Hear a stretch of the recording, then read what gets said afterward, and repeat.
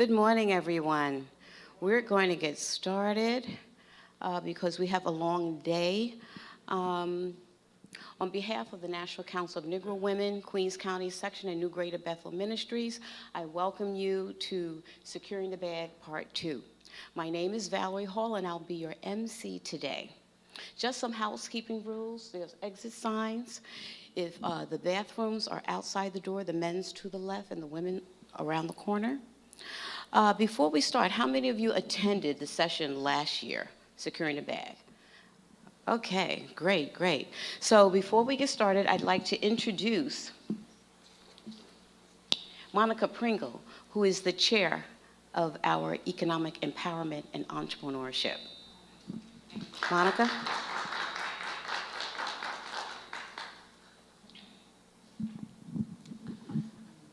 As Valerie said, on behalf of NCNW, Queens County Section, and Greater Bethel Ministry, I'd like to thank you all for coming out. You know it's a very, very busy day. There are at least 5 events, not 1, not 2, but 5 events going on in Southeast Queens, and we're one of them. So we will have people coming in and out, and I'm glad you're here. Your home is where your heart is. And you know you have to protect your heart. So I'm going to say, I am glad you are here. We're going to talk about generational wealth. We're going to talk about keeping your home, what to do if, and what's going on in Southeast Queens, and how will it look 30 years from now. Thank you for coming. Thank you, Monica. Now we'll have Pastor Boyd, who is our co-chair, who we're partnering with.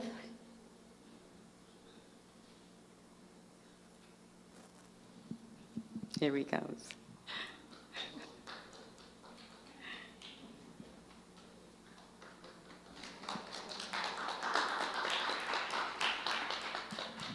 Thank you so much on behalf of New Greater Bethel and ART, act of random kindness, and I think what they're doing today is a real act of kindness.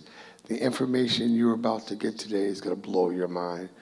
I'm so glad they did part 2. If you were here for part 1, you know how unbelievable it was. And it's always an honor to partner with the Council of Negro Women. And so we're online, and all you that have phones, please text us. Text somebody and tell them they can go online and watch it online wherever they are in the country. It's being streamed live right now. So I'm really excited about today. I'm excited to see you here today, and I believe the best is yet to come. Put your hands together again. This is going to be an awesome day. Now we'll have our section president, Sakina Black.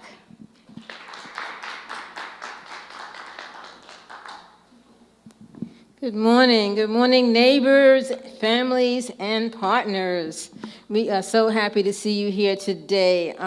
It gives me great pride to partner again with New Greater Bethel Ministries. They partnered with us last year and on other events, but this is a really, really important event because we know that we are going to hear some information that we all need, whether it's about financial literacy and what literacy means to you, whether you have a lot of wealth, not so much, trying to get more, trying to get some generational wealth things in place. So all of those things will be discussed, as well as we're trying to also help our entrepreneurs. We want to start out some businesses. People are starting businesses. We want to make sure you understand what it takes to start businesses. And there are a lot of new business ventures going on in Southeast Queens that we want you to know about. So we just want you to enjoy, take notes, share, take notes. Put down the things that are important to you because you're going to use this information going forward. This is not a one-shot thing. You listen and you go away and then that's it. No, we want you to take this information and use it so that you can help yourself, your families, your friends, your neighbors, etc. So this is really, really important. We also have a job from MTA. So whether you're looking for a job, upgrading a job, looking for a job for your family, your kids, whatever, all of that is going to be part of today. So we really thank you for being here. We want you to enjoy yourselves, sit back, relax, and then we give you lunch. So give you a little fuel so you can keep on going. So we thanks again and enjoy. Thank you, Madam Chair. And now I'd like to introduce our event chair, Tony Coleman Brown. She's the one that put all this together. Tony. Good morning, good morning, good morning. How are you guys feeling? We are going to have a fabulous event today, and I have to just say thank you, thank you, thank you for coming out. You're going to receive a wealth of information. We have put this event together on purpose and with intention, and that's the reason why it's called Legacy by Design and not by default, because we want to be intentional about building our legacy in the community. So thank you again for being here. In your folders, you have a nice, warm welcome message from the committee and everyone. So I won't take up any more time. We're going to get this show on the road. Thank you. Thank you, Tony. Inside your envelope, there is a QR code that I want you guys to look at. It says, please take time to take our event survey. It should look like this inside your folder, as well as if you feel that you want to donate to our organization, that's this QR code here. And if you do donate, please indicate that you're donating to the EEE committee. Okay, so we're going to get started. We will get started because we have a lot of things to cover. Okay, so we have to look at the world situation. Jobs, housing, savings, and home ownership. So we're going to bring up our first presenter. Now, as you know that, people are looking for jobs and everything, and MTA had a lot of baby boomers leave. So there's a lot of job openings, and people don't know. People don't know because they don't advertise it. But then I did see an advertisement on TV about MTA and about jobs. But we have them here with us personally, and they're going to talk about the jobs that they have available. I just want to tell you a little bit about MTA. They sent me something, and I just want to read it just to let you know about MTA. Come on. The MTA, the Metropolitan Transportation Authority, MTA, is North America's largest public transit system, operating the New York City subway systems, the buses, commuter railroads, LIRR, the Metro North, and the major bridges and tunnels, serving over 15 million people. In its backbone, the New York metropolitan region. So I'd like to bring up our speaker, Jacqueline Wallace, and she's going to talk about the jobs that's available in New York City, especially if you're looking for one. Thank you, and good morning, everybody. Thank you so much to Ms. Tony Brown for inviting the MTA here, and also to Greater Bethel Ministries.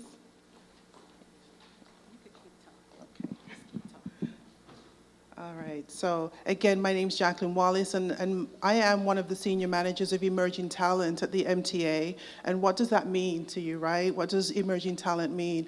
My role, one of my roles is I oversee partnerships with the trade schools and also the CTE high schools as well to promote entry-level opportunities to our young people, right? And then also, it's part of the talent acquisition team as well. We oversee internship opportunities as well as marketing initiatives as well for the MTA. So that's just a little bit about me and what I do for the MTA. Thank you so much again for having us. I'm here actually with my colleague Shariza, who's going to talk to you a little bit later on about a specific job title that she's recruiting for. All right, so as you heard, again, when you think about the MTA, a lot of people think, buses and trains, but there's so much more to the MTA than buses and trains. It takes a village to make such a great organization function and serve a population of over 15.3 million people, over 5,000 square mile radius throughout New York, upstate, the regions of Long Island, and all of the boroughs, of course. The MTA is led by Chairman Janno Lieber and governed by a 23-member board. So the decisions that you hear about the MTA, that the decisions that are being made are actually governed, right? It's not just someone in a chair position that's making decisions. We have to really make sure that it's in line with the initiatives of the state of New York, right? And we work through the budget also. And I'm going over this information because I think it's really important when you're thinking about a career that you not only think about the job that you're looking for, but you also think about the organization and what they stand for, right? So here is a look at the executive. These are some of the members of the executive leadership team. Again, the MTA is headed by the chair, Janno Lieber, and this is his leadership team. And I want to point out that two of the members of the executive leadership team, Demetrius Critchlow, which is second from the left, and then also Robert Free, who's next to Demetrius Critchlow. Both of these gentlemen started their careers at the MTA in entry-level roles.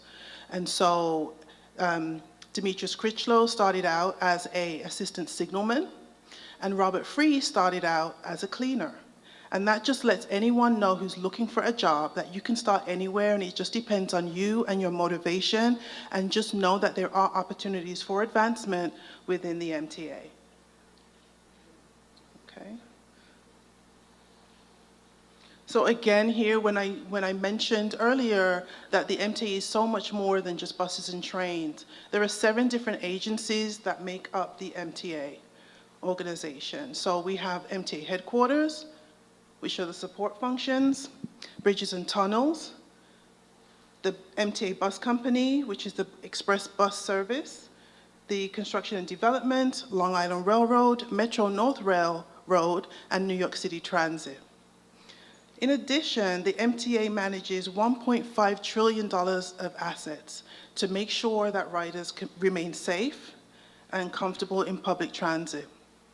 And why is this important? That's an important piece of information as well that I'm sharing.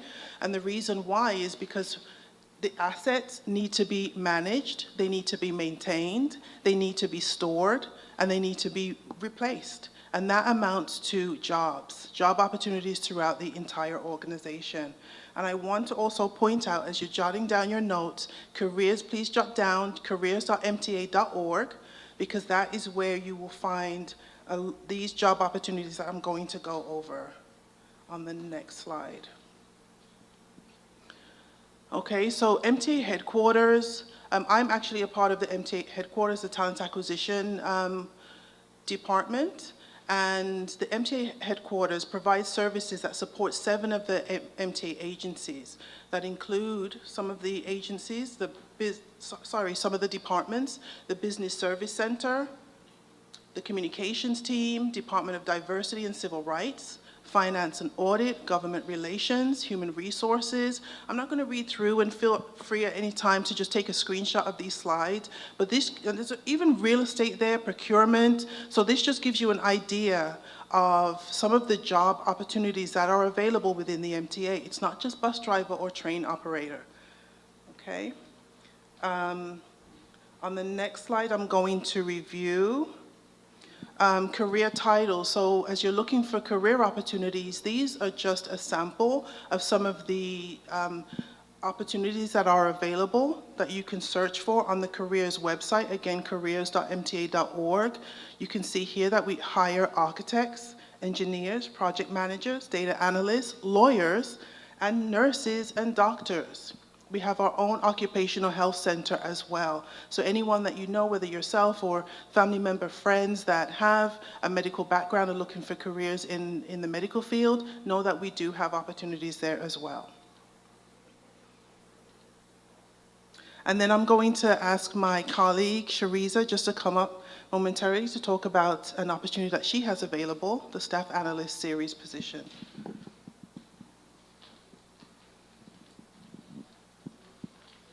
Thank you, Jacqueline. Hi, everyone.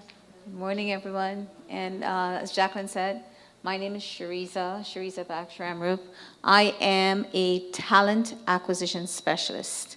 So yeah, I'm kind of the one who kind of like hires the people, right?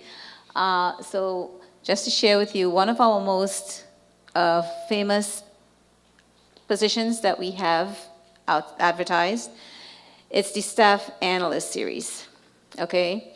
The staff analyst series is just a generic title, but it's tailored to every single department as to what they need in that staff analyst.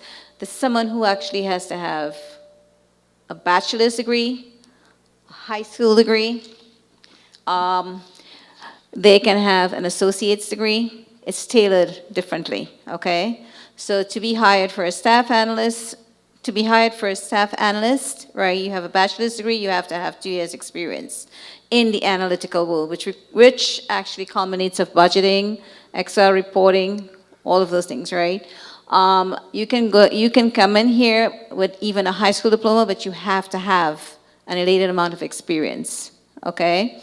However, if an individual has a master's degree, right, for the staff analysts, there is no experience. However, the master's degree has to be aligned to a specific discipline, and it's all on the job posting. And as Jacqueline said, right, it is on careers.mta.org, okay? Currently, on that site, there is staff analyst positions open right now, okay? So everyone just has to go in on the site, look at the position, make sure that you are qualified for it, okay? On the upside to that, we have the staff analyst trainee, okay? The staff analyst trainee, I always say, is the easiest title to get into because all you need is a bachelor's degree. It does not have to be in a specific title, okay? A discipline, right? So again, those are two of the most, I would have to say, familiar generic titles that we have advertised. Now, that's not the only titles we have, okay? As Jacqueline said to you, Robert Free, who is the head of LIRR, he actually has what's called a customer service ambassador position, okay? That is a position that's advertised under the LIRR, and when you go to the careers.mta.org, it's very easy to navigate to that, right? That position actually it doesn't have a specific discipline, right? It even takes a high school, 2 years of customer service experience. Okay, it is also a great position because it's a class position. You are hired at one specific salary, and then it's a progression rate. You go up every year.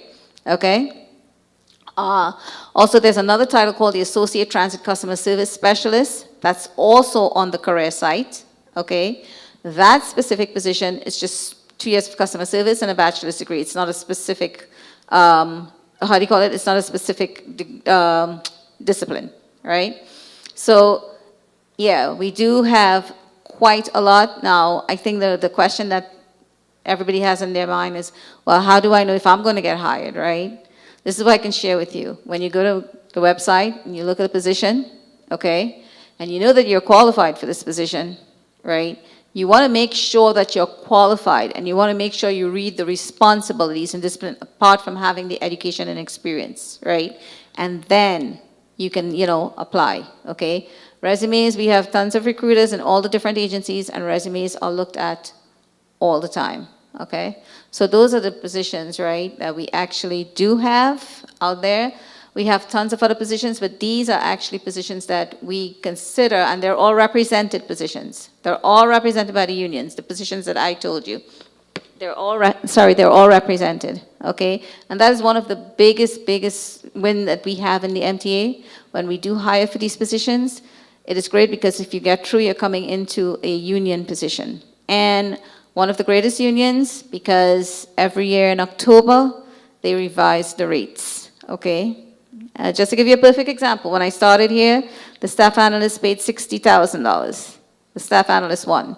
Today, the staff analyst one starts at $71,000. So it is amazing, right? But that's it for the positions that we have. Jacqueline?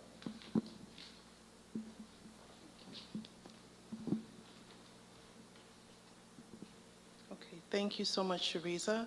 And then I also wanted to highlight,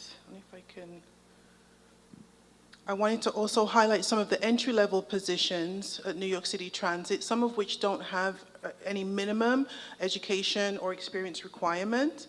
The Transit Electrical Apprentice program, the maintainer's helper, cleaner, no minimum education experience requirement, traffic checker, no minimum education or experience requirement, transit electrical helper. This is one of the open and competitive examinations, which is going to open for filing on June 2nd. The bus operator, if you know anyone that is interested in becoming a bus operator, this is a title that they're actively hiring for. And I believe that the fee, the exam fee, is waived at this point. So if anyone's interested, that's a title that we are looking to recruit for. And then cleaner, no minimum education experience requirement. Again, if you know someone that doesn't have the educational background or the experience level, but wants to get into a great opportunity within the MTA, these are just some of the entry pathways for those folks. Okay, these are some of the entry titles within the railroad. So MTA, under the umbrella of MTA, is the Metro North Railroad and also Long Island Railroad. And these are some of the entry-level titles that are listed here on this slide as well. So in terms of how to find the jobs, again, careers.mta.org is the website, and you can search jobs by job title, by position number, by location. There's a lot of different filters that you can see there on the left-hand side. I'm just scrolling right there. So you can filter by job. You can search whether it's administrative, if you don't know a specific job title, if you have an administrative background or a mechanical skilled trade background, just plug in in the search box, and then all of the jobs will come up here. And again, just know that when you're searching, you're looking not only under the umbrella of MTA, but you're searching within New York City Transit, you're searching in Metro North Railroad, Long Island Railroad, and so forth, bridges and tunnels. They're all hiring for various positions. And this is what the hiring process looks like. A lot of people we encounter when we're out in the field, and they'll let us know that they applied for certain jobs, but they haven't heard, they don't have an update. Does the process look like? For the MTA hires two ways. It's either resume-based job titles or exam-based job titles. And so for the hiring process for resume-based job titles usually takes typically between 90 to 120 days. So you have to have patience just with any job that you're hiring for, that you're looking for. You're submitting your application, a recruiter has to review the application, the hiring manager has to approve those resumes, and then the first interview is scheduled, and then oftentimes there's a second interview scheduled as well. The offer is created, the conditional offer is sent, the conditional offer has to be accepted, and then a background check is initiated, and then the offer letter, the final offer letter is submitted, and then you're scheduled for orientation. So all of that takes approximately 90 to 120 days. And then this is the open and competitive examination process. This is similar, but this process takes approximately 6 to 12 months, because once someone takes the exam and they pass the exam, well, actually, once they take the examination then has to be scored.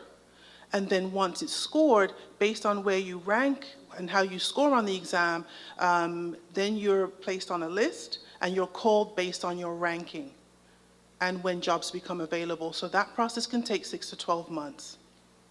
Okay. And that's my presentation. If there's any questions for the MTA, no? Okay, thank you so much for your time. Wait. Oh, there's a question, sorry. You briefly spoke about, Sharita, I guess this probably goes more to you. You briefly spoke about the staff analyst title. And could you expand just a little bit more, because you kind of spoke about how every department has that title. And I think that people should be really, really clear, because a lot of times they may think that they don't qualify or the role is not for them, but there could be a staff analyst in procurement, there could be a staff analyst in HR, there could be a staff analyst in legal. So a lot of times you can look at the title and think you're not qualified, but, can you expand on that? Sure. So to your point, the staff analyst, right? How shall I say it? Remember Jacqueline just shared that they are exam-based. We hire exam-based. The staff analyst position, okay, is what we refer to as a civil service, non-civil service title, meaning the education has to be on point, okay? The education is what we qualify you by. And then, to Tony's point, we have several different departments. We have procurement, we have legal, we have labor, we have operations planning. We have what they look for, the departments send down responsibilities. So even if you are qualified, right, for this position, okay, we have to go according to the responsibilities of the department. So I may have 100 people qualify for a staff analyst, right? But then I have to go in depth and I have to look at their resume and I have to make sure that the department says, okay, I want somebody who actually can run reports. I want somebody who has financial background. And they come and they tell us that when we have our intake meeting. They tell us what they're looking for in the staff analyst. I want somebody who has budgetary, experience. And then you'll have the department who comes and says, oh, you know what? I just need this person to be able to run reports, right, and analyze data, right? So yes, to that point, even though you may qualify with your bachelor's degree or your high school degree and 6 years of experience, right, that qualifies you with education and experience then that's why we have to go now and look at your resume in depth to see if you have any of the qualifications that the department is looking for. So it's not as though, and that's a good point, it's not as though if you have that qualification for the staff analyst, you will get the job. No, that's the first part of it, because even if you don't have the qualifications, your resume is out, we actually move on, right? Because that's very important. We have to make sure that you have the required education experience, and then the next steps is that we will look at what the department is looking for, okay? So again, some departments may say, I just want a staff analyst who actually has, and they'll come and they'll tell us, who has Microsoft Excel experience, which is a #1 thing in the MTA. Just to share with you guys, Microsoft Excel is a #1 skill, right, that they look for in the MTA. Okay, once you know Excel and you meet the requirements, right, that's it. They'll say, oh, I just want somebody to run reports. They say, you know what, we are actually working, because right now they're doing a lot of reshuffling, like the MetroCard is out, the Omni's in, but they're still doing collection of fares on the MetroCard till today, right? So they just want somebody to actually retrieve information, collect data. That's actually what they'll say. So, if you have experience in that, then that's it. But some of them will come specific. They'll say, oh, I need this person to have this, experience. And we have a lot of applications, Tableau, Python. I need somebody to have experience in here. I need somebody to have experience in this. So that's where it gets a little technical, right? So that is actually the staff. Now, the staff analyst trainee is the same. Even though you have a bachelor's degree, the department comes down with their specifics on what they're looking for, right? And they'll say, okay, yeah, the person has a bachelor's degree, but you know what? I need A, B, C. Example, what I explained to you before, right? So again, I'm not going to say it's an easy bed of roses, right, to just get in because people say, hey, listen, I qualify. Why didn't I make it, right?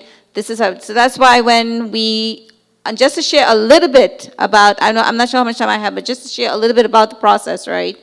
So basically, as a recruiter, we go in there based on the department's needs. We qualify based on your education and experience. Then we have to filter down based on what the department is looking for, right?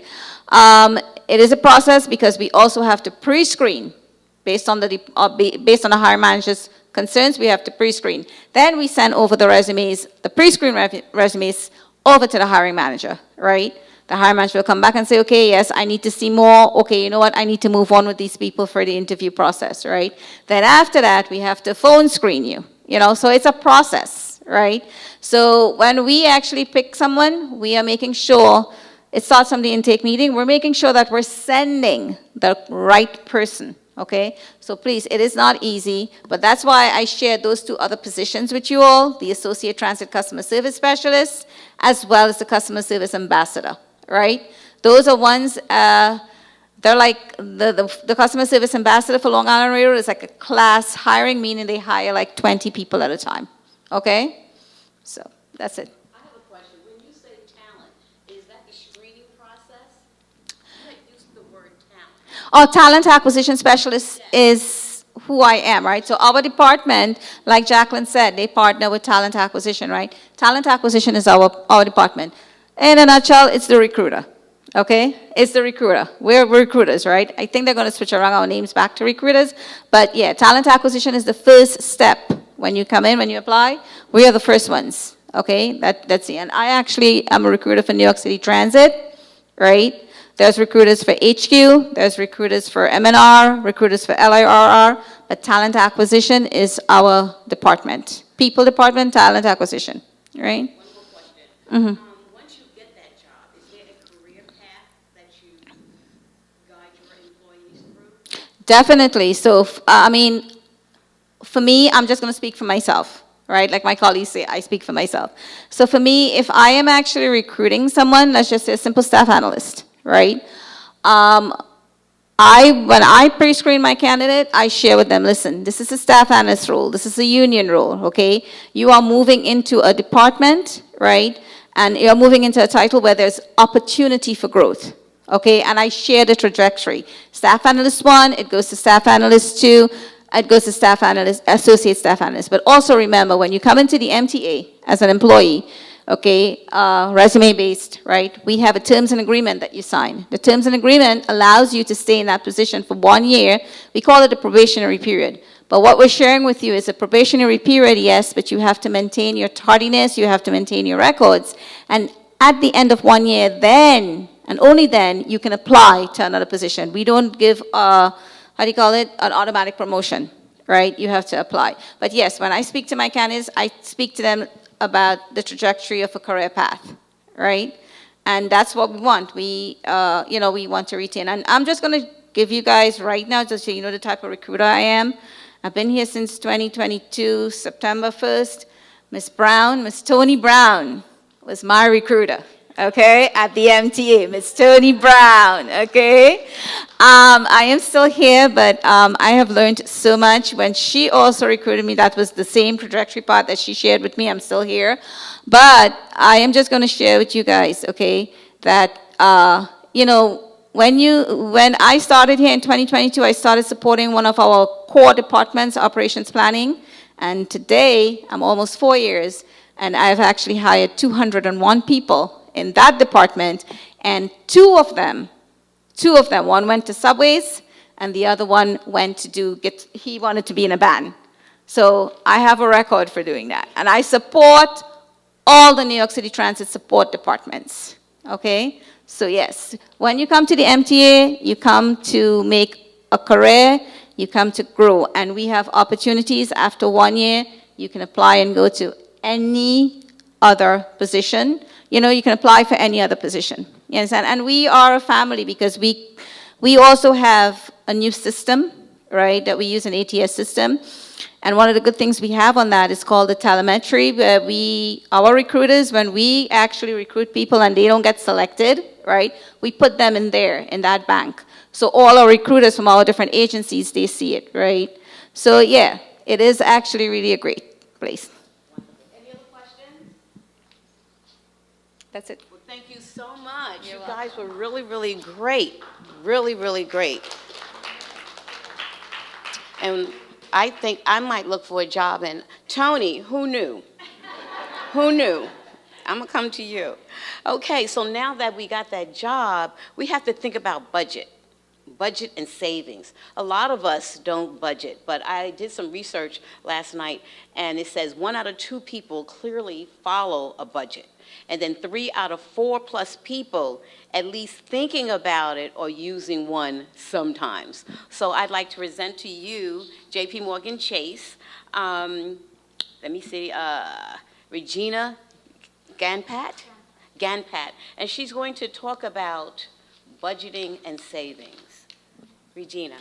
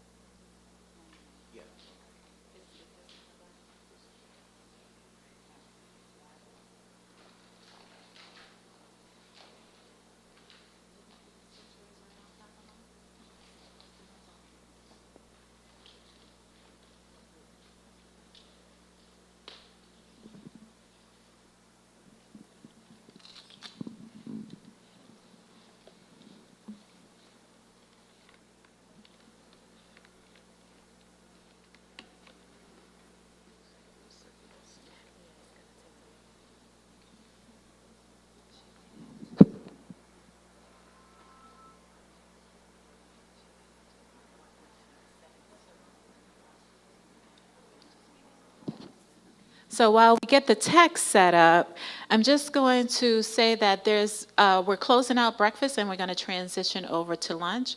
And if anyone needs anything, a little refreshments, you can feel free to go and grab that now. But wasn't that great about the MTA? I retired from the MTA after working there and the Port Authority for about 20 years. And I retired as a senior manager for talent acquisition. And I have to say that it is an amazing, amazing organization, huge. The MTA has $1 trillion worth of assets all across Manhattan, all across the 5 boroughs, even into upstate with Metro North and out east in Long Island with the Long Island Railroad. So it is an amazing place. I had an amazing experience there. A lot of hard work, but I really wanted to zone into that staff analyst title because I think a lot of people look at it and they feel like I'm not qualified for it. But it's one of the few titles, it's one of the few civil service titles that the MTA actually has and owns. The city, DCAS, owns a lot of civil service titles, and there are some civil service titles that we share, like administrative staff analysts. And I remember when that was my in-office civil service title, but my office title was director. But when the administrative staff analyst came up at DCAS, all of us that were in that title, we had to take that exam, and we had to pass it. And if we didn't pass it, we would actually lose our positions. So all of us, I remember that year when that title came up, all of us studied really hard, and we all passed the exam, and we were able to claim and get placed in our permanent civil service title. So when you get started, you're provisionally put in a title. So you're there in, because you haven't taken an exam yet, it's provisional, and you become permanent in the title after you take the exam. But, you definitely have your civil service titles and your office titles. So it's a great place, and if you know anyone that is interested in the MTA, definitely let us know, and we can help them to get their resumes in the right place for that particular position that they're going for. So it's really important to read the job descriptions and read it very closely, because oftentimes the job description is really where everything that you need to know is, and it's careers.mta.org. careers.mta.org. And if you go to the first page, which is mta.org or mta.info, if you scroll down all the way to the bottom, the careers section is there. And if you know anyone in college and they're interested in an internship, they have an amazing internship program, and that is a great pathway to employment. A lot of the interns actually get hired for full-time roles because, believe it or not, they really get involved in full-time work when they work as an intern. So they really get some good hands-on experience. And in the city, I don't know, this is a fun fact, and I'm just gonna, kind of take over while they're doing this, but a fun fact is that there are a ton of CTE schools, maybe about 14 of them in the city. And if someone is going to a CTE school, I think in Queens we have Thomas Edison. It's one of the CTE schools. And if they are in an electrical program, they can actually apply to take the transit electrical helper exam, and they get on a special list. So they get chosen first before anyone else. But they can also apply for what Sharice spoke about, was the Transit Electrical Apprentice Program. And that apprentice program hires them right out of high school. And when I tell you they make good money, they make good money. Many of them right out of high school can earn six figures, depending upon whether or not overtime is available for them. And oftentimes when we have bad weather, they get a ton of overtime. And they're young kids, and they get that first big check. I remember when we first brought that program back, I think I hired about 300 kids out of high school. And when I tell you the stories of how they said they were able to help their families, not just here in the United States, but back in their countries like DR, it was absolutely amazing. So now we have Chase Bank. It looks like they're ready. You ready? Almost. All right, we're going to be patient and we're going to be flexible. There you go. Here you go.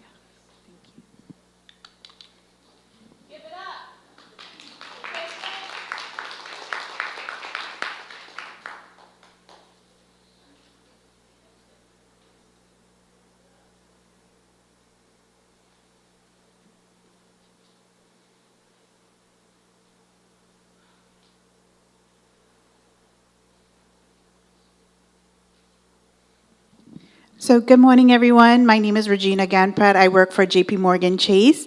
What I do in the community is community and business development. And what I do is I teach financial literacy within the community to different organizations. So today what we're going to be taking a look at is how to set goals, build a budget, and save. So before we get started, just a show of hands. How many of you guys have a budget, a monthly budget? Okay, almost everyone. That's awesome. So we're going to take a look about how to build a budget, how to shape your goals, and saving for what matters.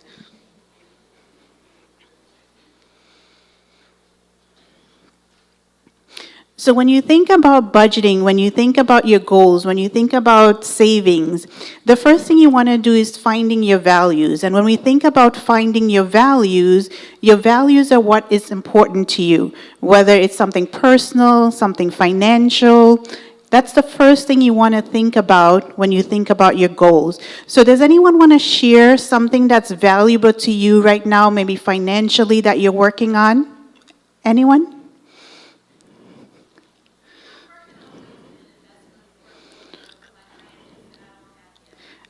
Okay, awesome. So working on an investment portfolio for future grandkids. Anyone else? Okay, so let's take a look. So when you think about your values help you unlock motivation to focus on what you want to accomplish and your important goals. So the first thing you want to do is you want to identify your goal, you want to identify what you want to work on, and when you identify your goals, you want to have a plan of how you're going to get there. So when you think about a plan, what we're going to take a look at is doing what's called a SMART goal. So this example I'm going to use is someone that wants to save for an emergency fund. So when we think about an emergency fund, just a show of hands, does everyone have an emergency fund set up just in case something happens? Okay, great, almost everyone, and that's really important, right? So when we think about this example, I'm going to use this example to create a plan. This is Carl. He wants to have an emergency fund in a separate savings account. So the first thing you want to do is you want to make your goals specific. Like Tony said, she wants to have an investment portfolio. That's being specific. The next thing you want to do is you want to be measurable. How much do you want to set aside for this goal? So in this example, this person wants to save up $500 in a separate fund for an emergency. Should something happen, he'll have money to pay for it. So you want to make it specific, you want to make it measurable, and you want to make it achievable. You want to think about your budget, what fits into your budget, and how much are you going to save maybe weekly, bi-weekly, or monthly to get to that goal. So in this example, Carl is going to save $25 for the next 20 weeks to get to $500 to save in his emergency fund. So he's just made it specific, he's made it measurable, and he's made it achievable. You also want to make it relevant. So relevant is why is it important to you? So it's important to have an emergency fund. Should something happen, it's going to relieve the stress of paying for that emergency. So for Tony, I'm going to ask Tony, why is your portfolio important to you or relevant to you for your future grandkids? Legacy, right? Generational wealth, that's really important. And one of the things that we save for sometimes is to help build that generational wealth. You also want to make it timely. So when are you going to complete that goal? So in this example here, Carl is going to complete this goal within 20 weeks. So when you think about identifying your goals, you also want to create a plan of how are you going to get to that goal. You want to make it specific, you want to make it measurable, you want to make it achievable, you want to make it relevant, what's important to you, and you want to make it timely. When are you going to complete that goal? So when you think about your goals, when you think about creating a plan of what goal you want to accomplish, you also want to build a budget that works for you.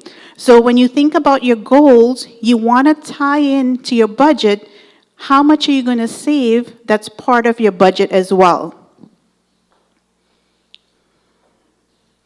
So when we think about budgeting, you want to understand your cash flow. You want to understand your income, your money coming in, and you also want to understand your expenses, your money going out. You want to make sure your income supports your expenses. So your income can be like your paycheck, a garage sale, additional support, maybe a side hustle.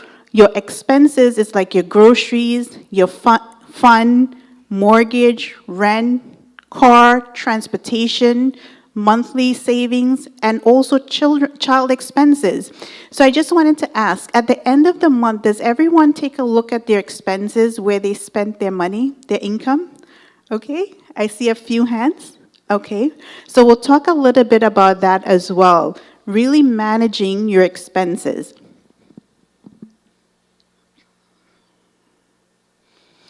So when you think about your expenses, you want to take a closer look. So you want to look at your needs and you want to look at your wants. When we think about our needs is like our food, home, clothing, doctors, medicine. These are essentials, these are must-haves. But you also want to think about your wants. What are you spending money on based on your wants? So your wants are nice to have, but you can live without it. So your wants are like your dining out, upscale homes or apartments, high-end fashion, concert tickets, or those vacations. So just wanted to ask, does everyone manage their needs and wants on a monthly basis? Okay, I see two people in the back. Okay, so I want you, when you think about your expenses going forward, ask yourself, is this a need or is this a want before you make that purchase or before you spend on that item? You also want to take a look at your fixed expenses versus your flexible expenses. So your fixed expenses are the ones that stay the same. It does not change. So like your rent, your mortgage, your car payment, insurance premiums, student payments. Flexible expenses, it's expenses that can change from month to month. So like your groceries, utilities, dining out, hobbies. So these are some of the areas you may be able to cut back to help you save towards your goals. So let's take a look at someone's budget. This is Maya. Maya is 25 years old. She's single, no kids. She lives in the city. She's getting by each month and not able to save. Her number one goal is to align her budget to her values. So Maya's monthly expenses, rent, she has $1,450, utilities $150, transportation $100, groceries $300, cell phone $85, subscriptions $85, nail salon $65, food delivery, $300. So Maya's total expenses is $2,535. So looking at her expenses, do you see any categories where Maya can cut back? Okay. Okay, okay, food delivery. What else? Nails. Okay, what else? Subscriptions. What else?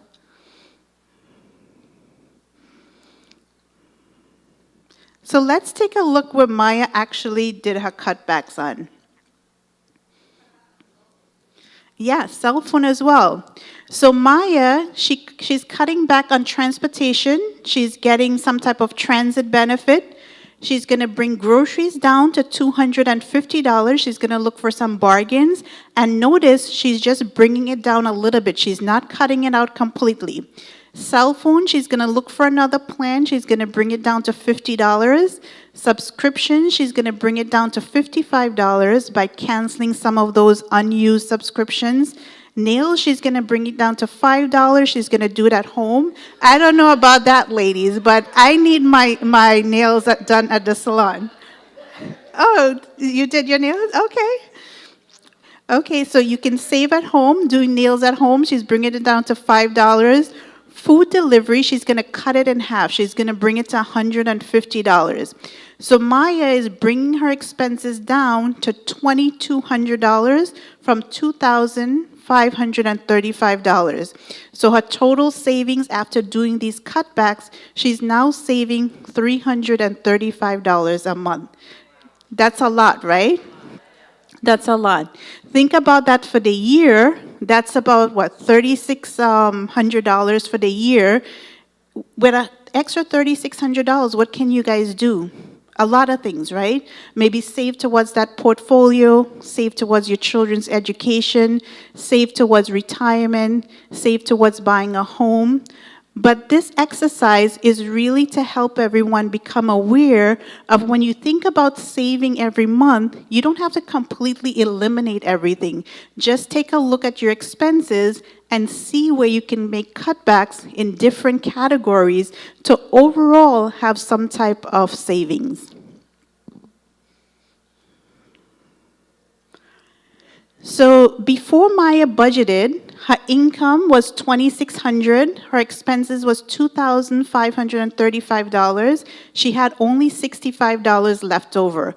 After she did the budget, her income still $2,600. She brought the expenses down to $2,200. She's now left over with $400 every month. That's about $4,800 for the year. That's a lot of money. That's a lot of money. That sometimes you can even use that to pay your insurance premiums for your car at the end of the year. Insurance in New York is very expensive. But these are the things that you want to look at when you look at your budget. How can you make cutbacks to save overall? This extra money that you have left over, you just don't want to leave it in your checking account. You want to put it into a separate account to save it towards whatever goals you're saving for. Whether you're saving maybe to have a down payment on a home, you're buying a car, you're saving for your children's education, you want to take those extra funds and put it in a separate account and just let it sit there and grow.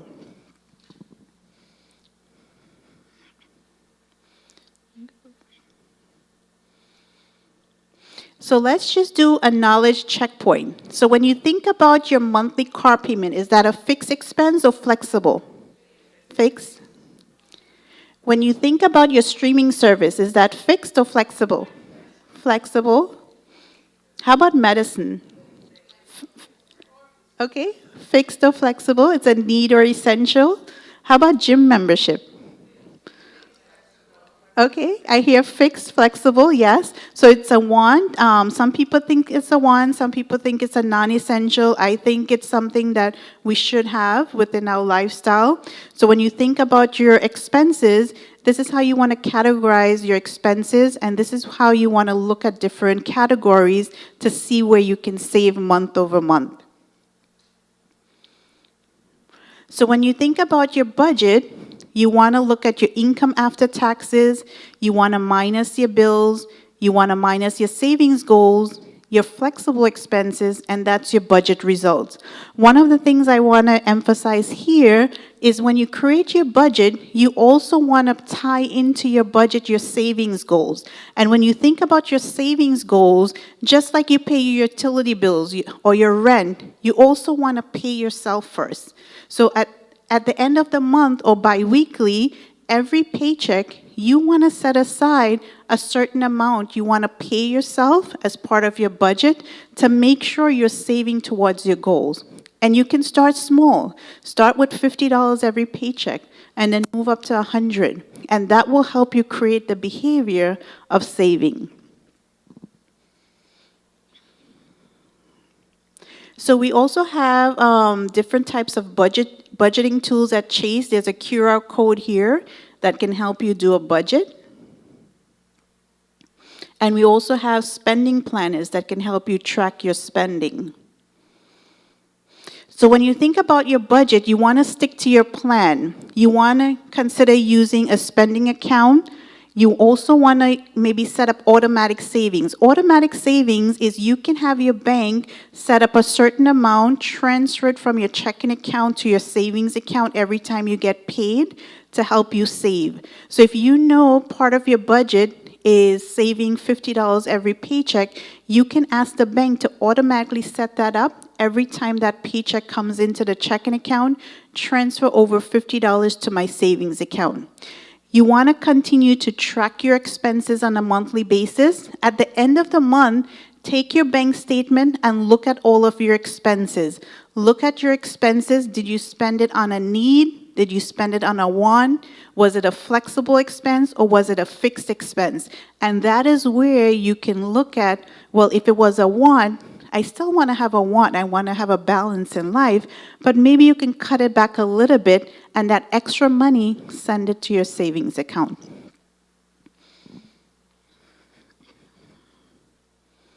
So let's take a look first at saving for what matters. So we spoke about saving for an emergency fund. Should something happen, you have that money to pay for it. Also, you want to think about the different time frames of your goals. So we're going to talk about short-term goals versus long-term goals.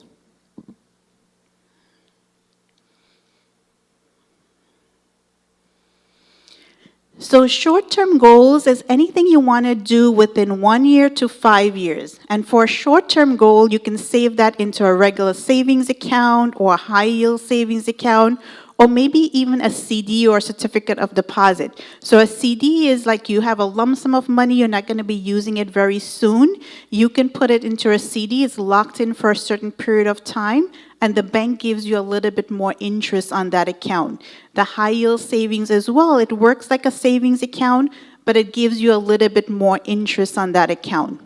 So a short-term goal is like, let's say this person, Danny, he wants to save $2,000 for a down payment on a car. The first thing you want to do is identify the time frame you want to have that $2,000. So Danny wants to save this $2,000 within 2 years to get that car. So what he's going to do is take $2,000 and divide it by 24 months. So every month, Danny has to save $83 to get to that $2,000 for the down payment on his car. So when you think about your goals, you want to break it down into a time frame and smaller amounts to help you achieve that goal. So long-term goals. This is if you have goals 5 years or more. For this, you can save in the high-yield savings account. You can also save in what's called a traditional IRA. You can also save in the certificate of deposit or CD accounts.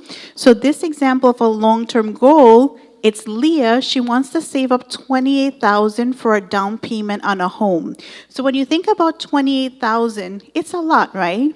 So sometimes when you think about, I want to have $28,000 for a down payment, a lot of people get discouraged because it's a lump sum that's a large amount. But what you want to do is break it down into a time frame and break it down monthly, how much you need to save for that. So Leah wants to take 6 years to save up this $28,000. So she's going to divide 28 by 72, and every month she has to save $389 for the next 6 years to get to that $28,000. So when you think about your goals, you want to make sure you break it down in smaller amounts to achieve those goals.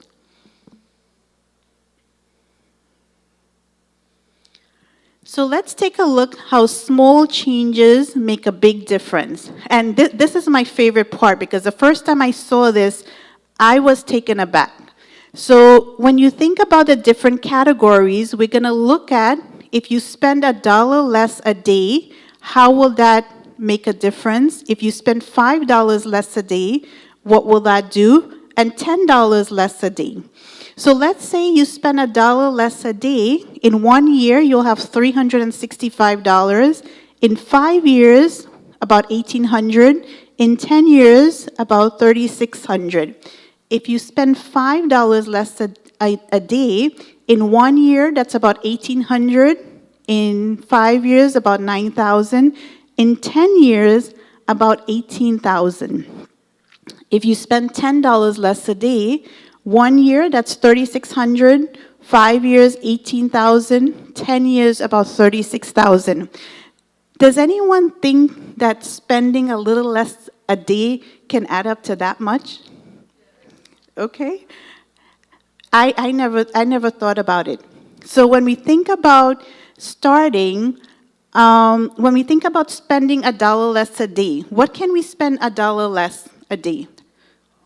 Coffee. How about $5? Lunch, right? $5 or $10, maybe bringing our lunch. And for us and teaching our young adults, let's say someone is maybe in their 20s, and in your 20s, you don't really think about buying a home, right? But let's say some young adults are in their 20s, and we show them saving that $10 a day where they'll be in 10 years. In 10 years, that young adult in their 30s will have $36,000. That's a down payment on a home. That's a down payment on a home. So I want everyone to just use this exercise. It's not about the dollar amount, but it's about building the right behaviors. So if you've never done this exercise before, it takes 3 weeks to build a habit. So I challenge everyone for the next 3 weeks, either choose to save $1 a day, $5 a day, or $10 a day. I just want to ask a volunteer, on a daily basis, what do you guys spend? How much do you guys think you spend? A lot? I'm hearing a lot. Yes, like breakfast, lunch, snacks. Yes, like about. Yeah, so about. Okay. Oh, that's awesome. So about $30. I heard someone said $40. So that's a lot, right, on a daily basis. So if you're spending like $30 or $40 a day, I want you to start with maybe $5. Take $5 out of that spending, and we don't carry around cash, right? We use our debit cards probably to spend that $30 or $40 a day. I want you to set up a savings account, and on a daily basis, instead of spending $30, I want you to spend $25. And that $5, don't leave it in your checking account, transfer it over to your savings account. And at the end of the year, when you take a look at that bank account and you have $1,800 in that bank account, I want you to use that towards something, whether putting it towards your retirement account, maybe putting it towards a nice vacation, maybe putting it towards your children's education. And that's how you build the routine of saving. That's how you build the routine of focusing on goals you want to accomplish and practices of how you're going to accomplish it. So this exercise, I urge everyone to start it.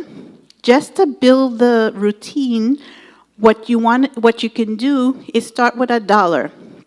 So every day you get a jar, you put it in your room, and you put $1 in that jar every day. At the end of the month, you take that jar and deposit those funds into a savings account.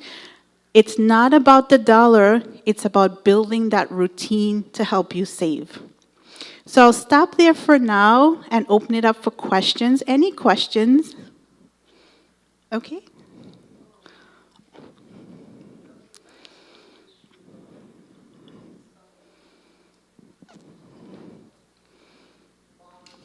Bonds? Some banks do. Some banks have stopped. So if you're looking to get those bonds, you would have to like shop around with the different banks to see which one offers them. Or you can go directly to the Federal Reserve banks and you can purchase them directly from the Federal Reserve. I believe there's one downtown Manhattan. It's not too far from us, but those are some of the places that you can purchase them.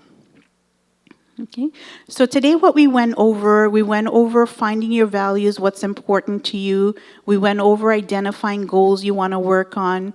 We identified creating a plan of how to get to your goals. And we also talked about building that budget. So the main things I want you to take away is when you build that budget to get to the goals you want to get to, look at those flexible expenses, those fixed expenses, those needs, those wants. The next time you make a purchase, ask yourself, is this something I really need? And if it's not something that you need, take a pause and maybe don't buy it. Take that extra money, put it into a savings account. That's one of the things I've used as an exercise. I like to shop online. So when I surf on the internet, what I did was, as soon as I saw those sales, I liked it and I bought it. But one of the things I started doing is asking myself, do I really need this? Or do I just want this? And when it comes to a want, I actually stopped making those purchases. And it's helped me save money over time. So these are just some small examples and some practices to help you control your spending and also spend wisely, right? So I'll stop there. I'm also going to put up a QR code on the screen. If you have additional information, you can scan the QR code. I can reach out to you with the information, or I can connect you with one of our bankers. So I'm going to put up the QR code. Any questions while we're waiting?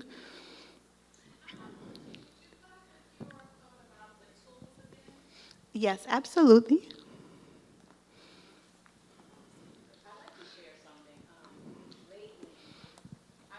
I was the one that said that I spend $30 a day, but I had to stop it because I said, do I really need it? Do I really need it? So I'm starting to discipline myself, whereas when I go to the store, like I go to Marshall's, I love Marshall's, and I like the bar soaps, and I have a collection of soap in my house.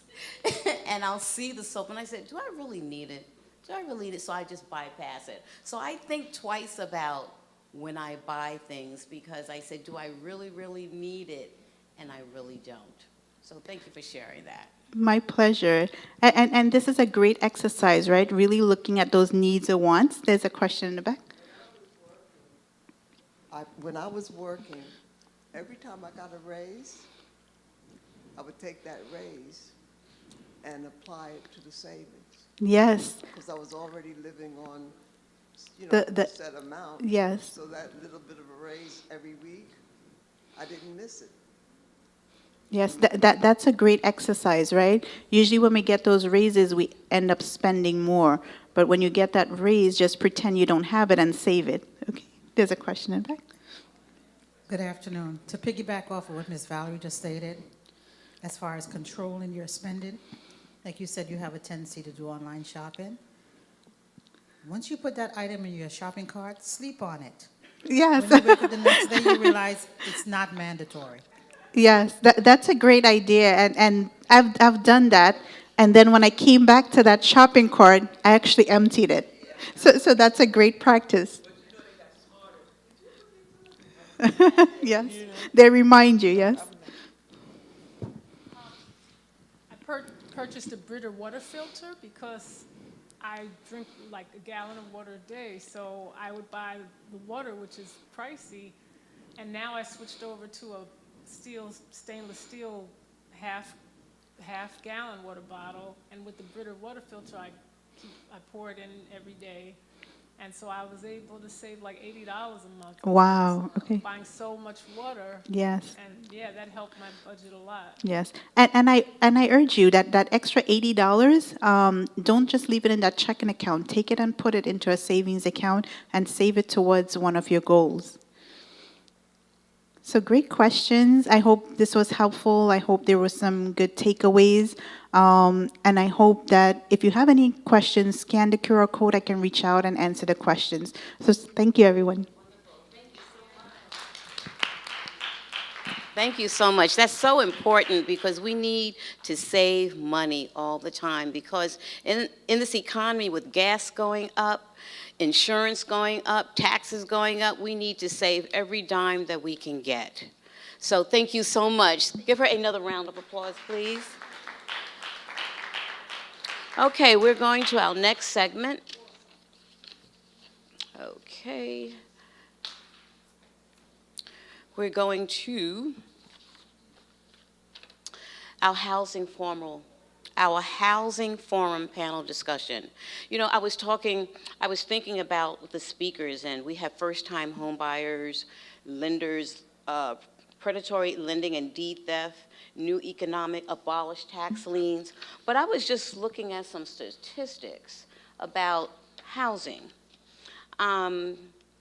The median rent is like $3,400 to like $35 a month. And comfortably to afford that, that's the 30% rule. So you need about $140,000 a year to comfortably pay that rent. And so many people end up paying, you know, 35 to 50% of their salary, you know, which really leaves them with nothing. So it's important to think about owning a house. Oh my goodness, that's so important because your mortgage wouldn't be $3,400 a month. So with Regina talking about saving money, you can save money toward that down payment. So with that said, I'm going to turn it over to our moderator, Toni Coleman Brown, and she's going to bring up some agencies. Lori Miller, who is with the New York, oh, she's here, thank goodness. She's with the the Neighborhood Housing Services of Queens. Deborah Smith, she's going to talk about predatory lending and deed theft. Will Spilsack, he's from New Economic NYC. He's going to talk about tax liens and what they are. We probably don't know what tax liens are, but tax liens pertain to your property taxes and it pertains to your water bill. When you don't pay that, they'll put a lien on your house. And then we're going to talk about Housing and Family Services of Greater New York. So with these panelists, please come up. Lori Miller, Deborah Smith, Will Spilsack, and Charles Days. And Toni, this is yours. Sure. All right.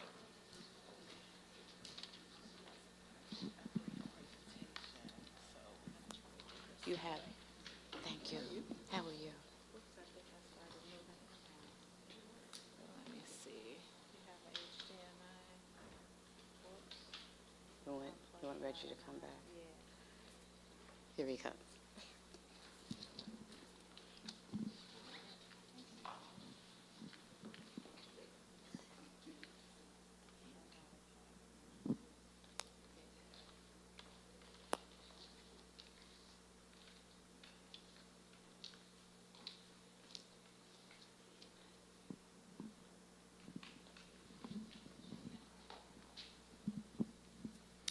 Okay, so while we're waiting for your laptop to get set up, Ms. Miller, what I would like to do is, could each of you give us a brief introduction about what you do and your agency and what your agency does? You have mics in front of you.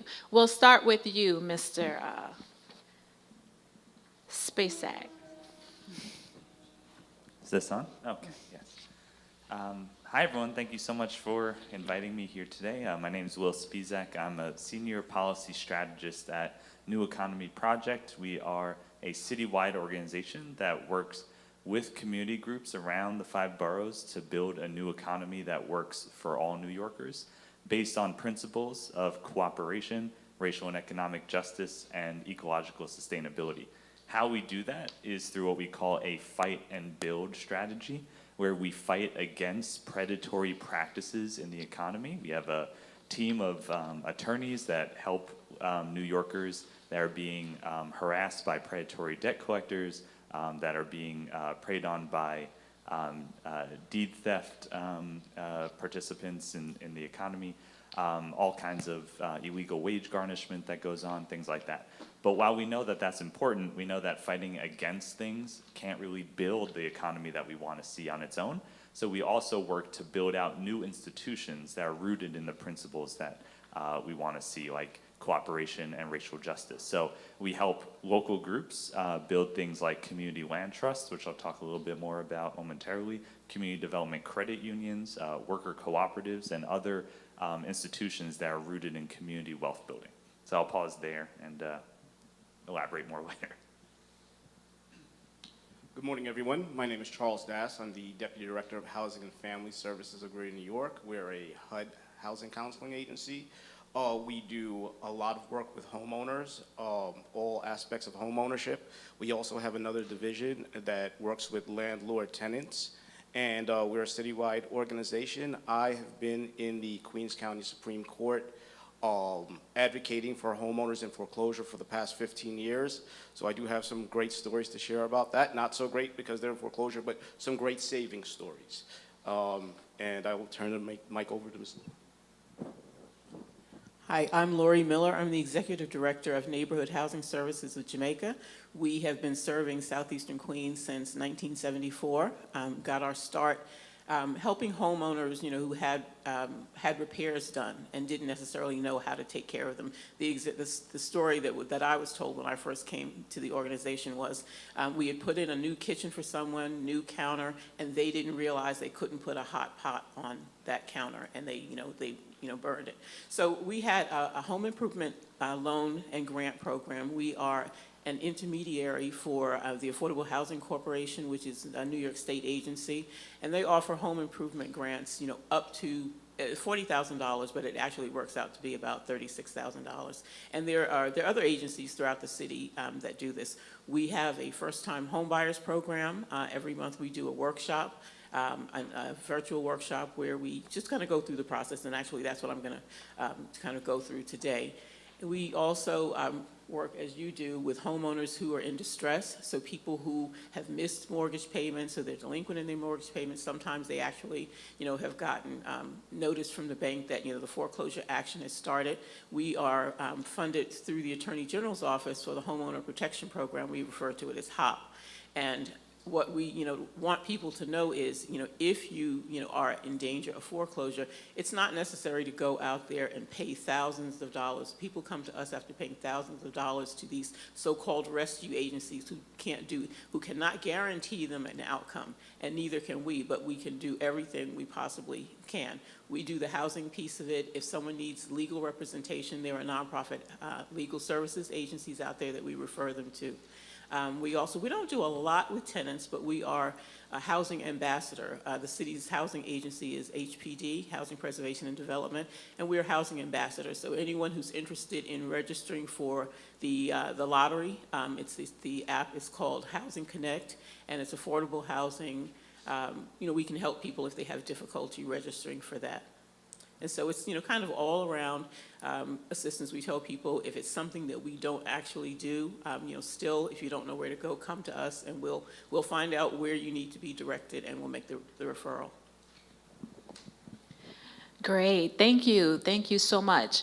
So deed theft is the hot topic in New York City right now, and it's happening at such an excessive rate.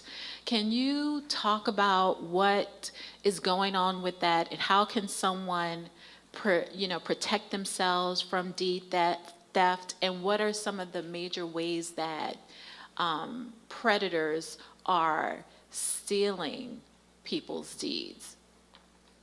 Anyone can take it.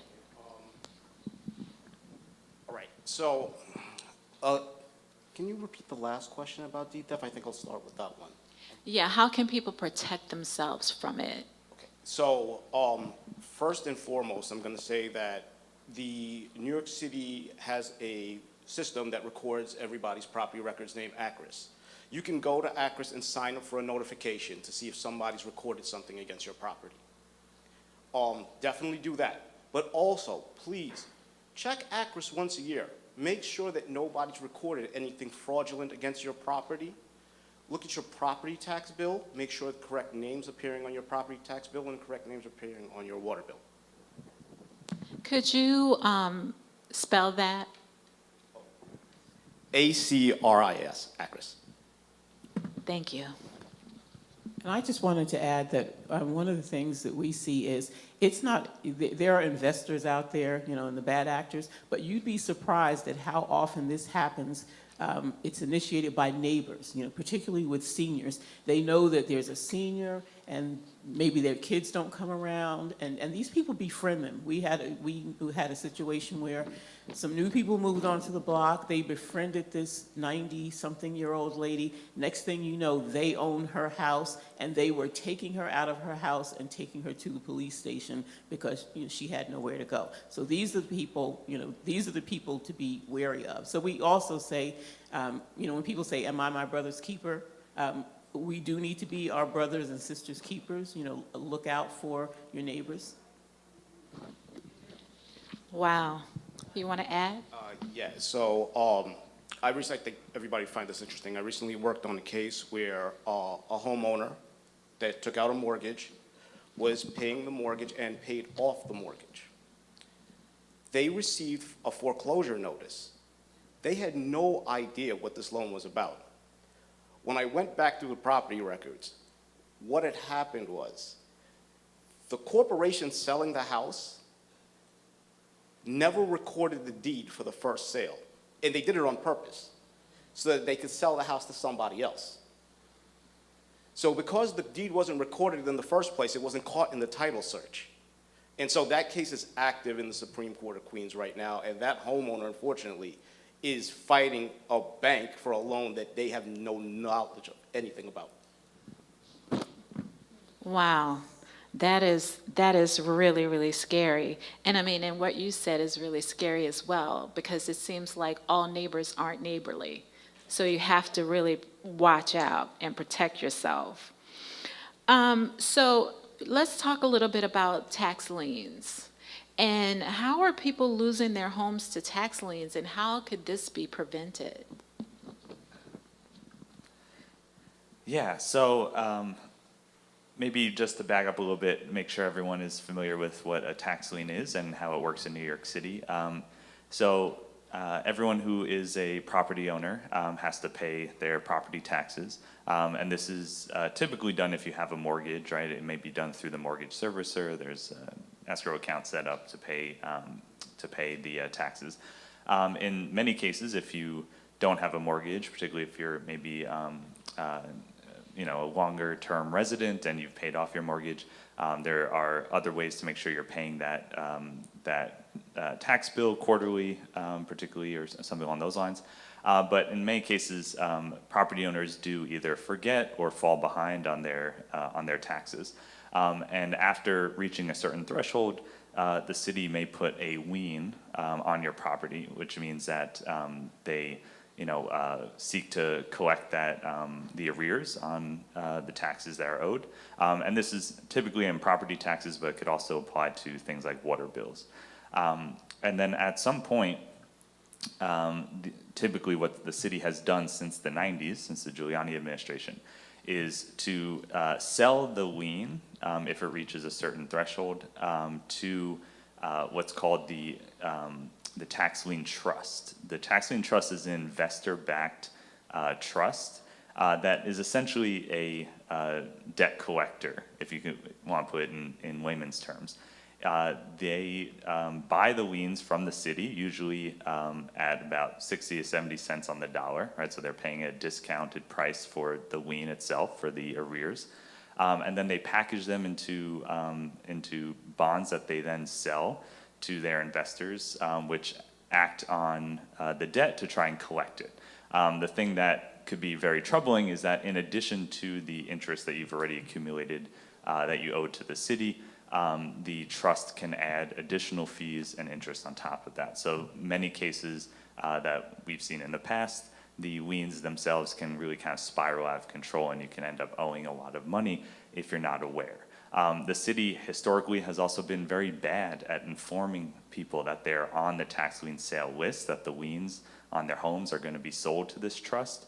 The trust itself is a very opaque entity, so there's no real transparency. If your lien is sold to the trust, there's no one you can call on the phone and say, hey, I'd like to figure out how to resolve this. You can do that with the city, with DOF. You can enter into a payment plan, but once the city sells the lien, it's no longer the city's debt, right? So you don't owe it to the city, you owe it to the trust or whoever buys it from the trust. So as a result, we've seen that the trust itself can foreclose on liens to reclaim those arrears, or individuals or investors that they sell those liens to can proceed with foreclosure actions. So a lot of people have fallen into to issues where they either need to sell their property, some have gone to foreclosure because of this lien system.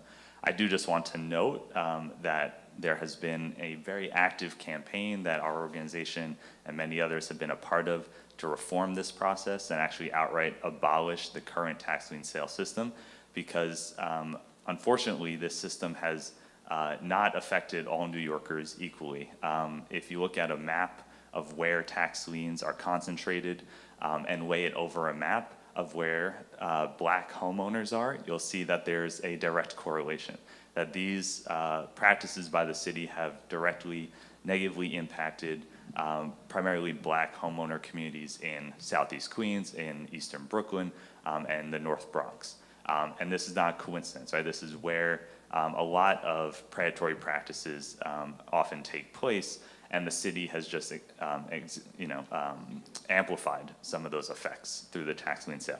So because of the advocacy that we've done, sorry if I'm going on long, but just wanted to flag this, because of the advocacy that we've done with this coalition, we've actually instituted a number of reforms in a law that was passed about a year ago, which is great, increasing information being sent to homeowners, which is really important, as well as giving homeowners pathways off of the lien sale. So you can actually defer the liens being sold for up to 3 years, and hopefully give you an opportunity to enter into a payment plan and get back on track. We've also made tremendous progress in replacing this entire system. So last year we passed a law in City Council that we've been advocating for a long time, called the New York City Land Bank Act, that will set up an alternative system, a land bank, which is often used in other parts of the country, to help address some of these arrear problems and put in place actual services that can help people deal with the challenges that they're facing keeping up with their property taxes.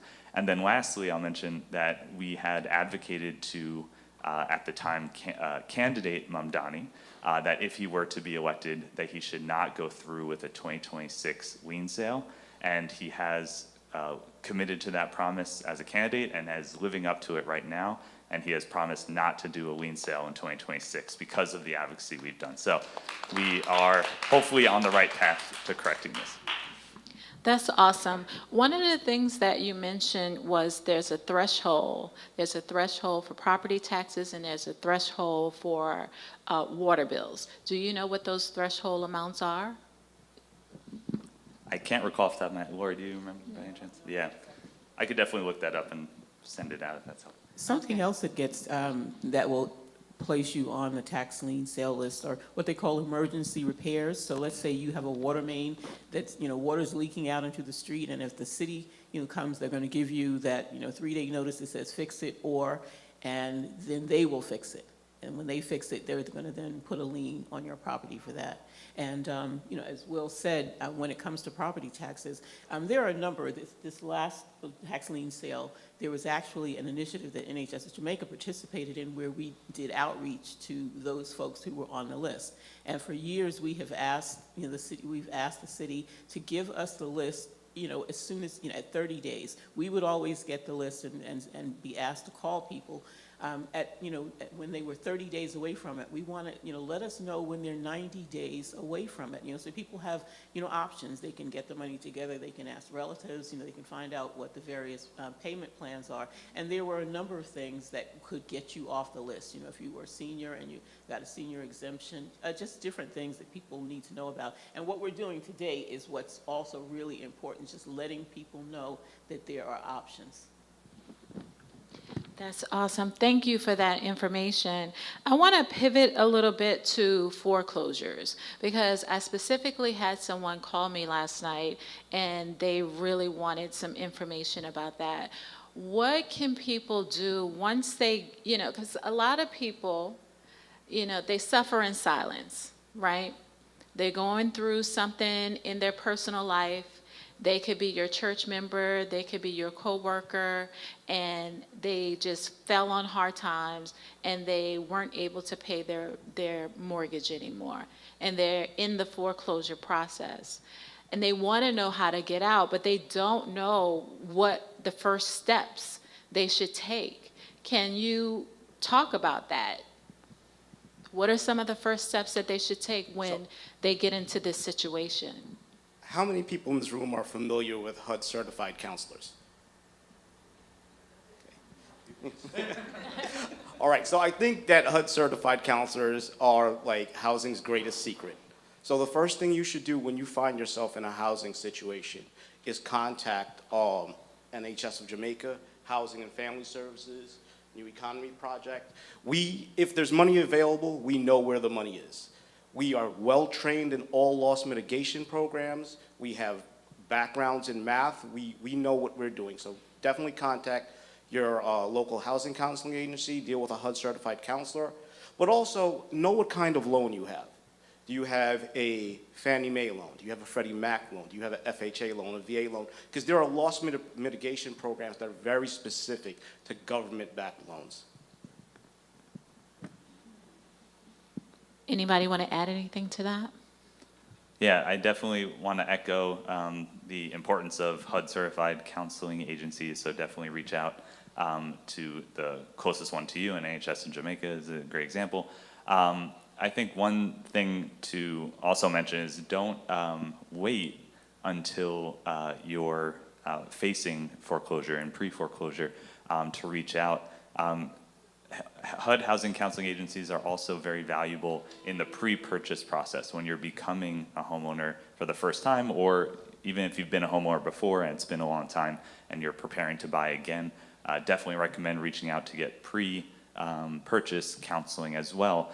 One of the things that we found when we looked at the last foreclosure crisis back in 2008, and you look at a map, I'm sorry, I look at a lot of maps for my job, so I'm always going back to the maps, but you look at where the foreclosures were concentrated, again, not a coincidence. It was focused in Black and brown immigrant neighborhoods where mortgage lenders, not necessarily the well-trusted mortgage lenders, but a lot of these shadier institutions that were set up at the time, which are now again resurfacing and under the guise of fintech and other fancy app-based lenders, they target communities that have been historically redlined, that typically have less access to affordable credit, with very risky loans, with these adjustable rate mortgages and all these details in the mortgage that make it more susceptible to falling into trouble and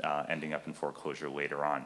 And a housing counseling program could help to identify safe, affordable mortgage products that will avoid that in the future. So definitely recommend that before folks end up in foreclosure. And I was just going to add that the important thing for people to know is that foreclosure, it's not a quick process. People think it's going to happen in 90 days, and it doesn't. I mean, people have the opportunity to try and work things out, and quite honestly, the judges don't want to see people lose their homes. So if you come up with what seems like a reasonable solution, they'll give you time to work it out. There are people who, 10 years, 10 or more years, and they're still going at it. But it is important, and when they get the notification, there's going to be a list they need to read everything very carefully, because there's going to be a list that says, if you need assistance, contact, one of these agencies. And they'll give you a list of agencies that are, in your area. You can go to any HUD certified counselor. Are there fees associated with going to a HUD certified counselor? When you're dealing with foreclosure, everything, is completely free. As I said, we're funded by the Attorney General's office, city council funds, agencies. These are people who are in distress. So any money that they have, they need to put towards trying to cure their delinquency. They don't need to be paying, credit report fees or anything like that. Yeah, because the specific individual was concerned about scammers being out there, and she just didn't want to put out any money and not get any result. And I actually spoke to a friend, and she had a very interesting story. She said she stayed in her house for 10 years without paying her mortgage. And she said the mortgage was up to it was like $800,000. And she was able to work and work and work with the people and work with the bank, and they settled at $250,000, and she was able to stay in her home. And I think she did a lot of the footwork on her own until she got to the end. And then I think she said she had to have somebody certify or something like that at the end. And that was a very interesting story. I thought that was really wild. Go ahead. Oh, please, go ahead. No, I was going to say, but as you said, as a matter of fact, we were trying to, people don't want to come, forward. And so we need to do more, to tell them, the goal, don't be ashamed. Yes. Things happen to people, and it's not as though you have to share your story with everyone, but, you need to try and keep your home. And, folks should just come and ask questions. Mm-hmm. They should go to their local elected officials, because they will refer them to agencies like ours. They know that we provide foreclosure prevention services, and they'll say, call NHS of Jamaica, call whatever agency it is. But it's not a fast process, and there definitely are options for people. So New York has some of the strongest foreclosure protection laws in the country. I can share a story with you. I had a client who, if you're in foreclosure in New York State, you have to have a state ordered mediation. We call it settlement conferences. We kept the client had a very particular skill set, but never thought of putting it to use. We kept the client in the mediation for 4 years, and he was able to get a job with that skill set and pay all the money he owed. That is amazing. That really is amazing. There's one thing I wanted to say I wanted to double back a little bit as it relates to tax liens. In the beginning, and then what I would like to do is segue into your presentation about, are you ready to buy a home? Because I always thought that the taxes were included in the mortgage, right? But not. Right. So why would somebody get a mortgage and not have their taxes included in that? What happens is, most people want it. They just want to, write one check at the end of the month. But when you pay off your house, you still, and we don't remember after 30 years that our mortgage payment included taxes and insurance. So you also have situations where people's homeowners insurance lapses. And often it happens, I would say, more often with seniors. They're not reading their mail. They're so afraid of scammers, and so they don't deal with it. But there are people out there who are paying attention. The other thing you do, in addition to checking ACRIS, is check with the Department, of Finance to find out where your bills are going, because there are people out there who will redirect your water bills, redirect your tax bills to them, because they know that over time you're going to end up on the tax lien sale. And then these people knock on your door. They knock on your door, and the deeds, sort of, the scams are, you don't know that that's what they're doing. People in foreclosure are often told, okay, you have no options. I tell you what, sign the house over to me. I'll refinance it. We'll pay off when you talked about the person who ended up with a loan on their home that they didn't even know anything about. You know, I'll sign it over to me, they go out, and now it's their house. And what you don't realize is you only get it back if they want to give it back to you, and that's not going to happen. So they get your house, they refinance it, they take the money, and they'll walk away. And then you're wondering why you're still getting, you know, foreclosure notices. You don't own the home anymore, but that's where you're living. And so the bank is going to take it. And just one thing to add, this is a slightly different angle about lien sales. And I'm not sure how many of you are homeowners versus renters, but one of the challenges that many millennials and Gen Z folks have had is the housing market has become extremely expensive. And many of us, I'm still young, just barely. Many of us have ended up extending our renter, lifespan and renting much later into life. And this is true of all over the city as well as in Southeast Queens, where we're seeing a lot more, folks who want to come back to the neighborhoods that they grew up in, perhaps, or stay close to family, but are unable to buy in the neighborhoods, are coming back and finding rental arrangements. The challenge is that many of the properties that they're renting in are not necessarily owned by the small mom and pop landlords. Some of them are that maybe you aged out of and you want to rent your home, but Southeast Queens is actually ground zero for property flipping and predatory investors in the small homes market, the 1 to 4 family market. There's actually the highest rate of property flipping happens in Southeast Queens. And what happens in many cases is folks are renting these homes from investors who may live elsewhere. We've seen cases of investors who bought homes who live in Florida, some far out on Long Island, some in other places. And the renter is writing a check every month to pay their rent to this investor who maybe just bought the home 8 months ago. And then what they find out is that the landlord in that situation has not been paying the taxes. Maybe they bought the property all cash, right? There are a lot of these all cash buyers, and they're not staying on top of paying the taxes. So that property ends up on the lien sale.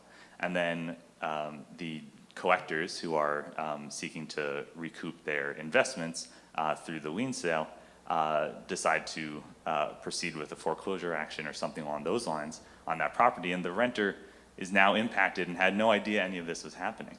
So what we actually found when we looked at the data was that the majority of tax class 1 properties, which are small homes, like 1 or 2 family homes, in the lien sale were actually non-owner occupied.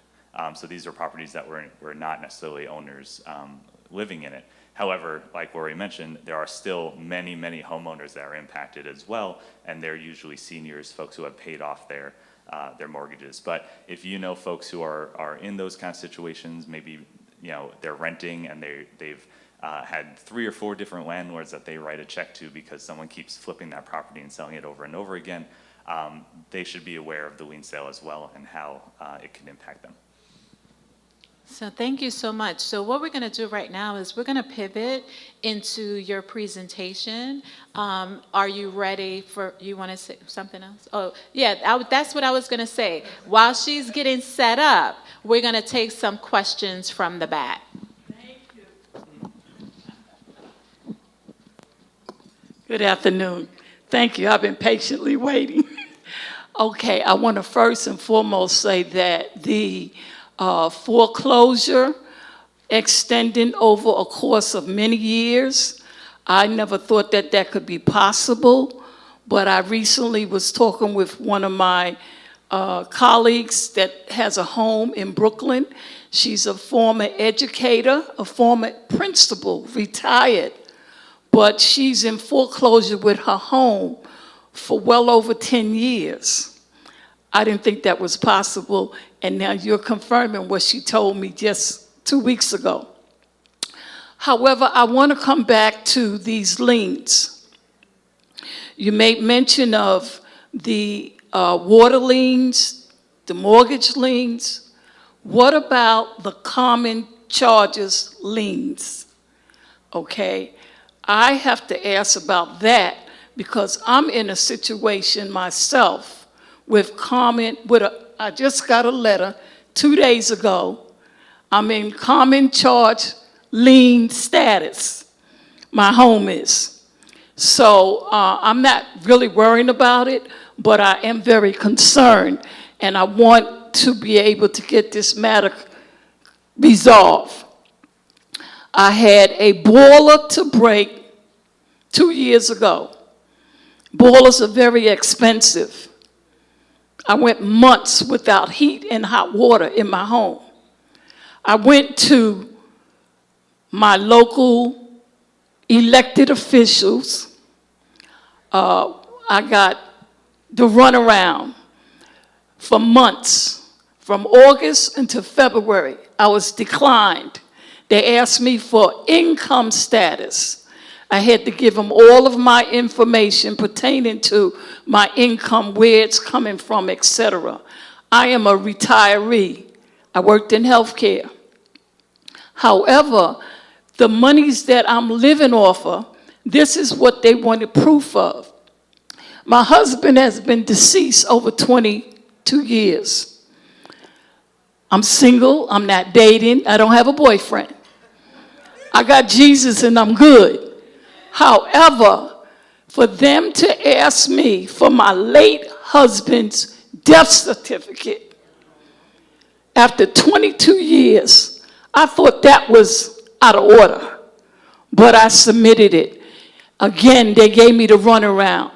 HEAP didn't do nothing for me. Nobody gave me a cent. So I had to have this boiler replaced. That cost over $10,000. I own a condominium. I've been in there April 18th, 1996, up until now. That's over 30 years. My husband passed away 22 years ago. But they have asked me to give them this proof of income and everything. Everything they asked me for, I submitted. Again, I had no help. I wrote a letter to my condominium board, and I let them know I am going to pay the monthly required fee, and I'm going to give you an extra $50 monthly toward the arrears, and I've been doing that. So my status right now with this letter, even though I wrote them a letter, they did not acknowledge receiving my letter. Okay, so now I get this in the mail, yesterday I believe it was, telling me about the common charge lien on my property. Can you address that, please, and advise as well? Thank you. Okay, so is it the condominium board association that keeps asking for those documents? No, it wasn't the condominium board. It was HEAP. I went to one of my elected officials, and his office was directing me to their HEAP representative that was there on the premises every week. And that's who was asking for all of these documents, and I submitted them all. Again, it's a condominium. I've been there over 30 years. I'm a senior. I'll be 76 years old next month. And I don't think that this is right for we, the people of New York, as well as we seniors. Absolutely, I agree with you.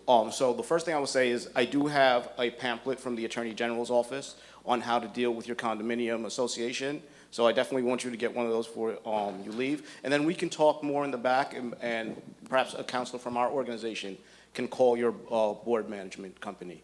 Thank you. And then we can see if there's anything that can be done, can look into any grants or whatnot that may be out there for you. Thank you.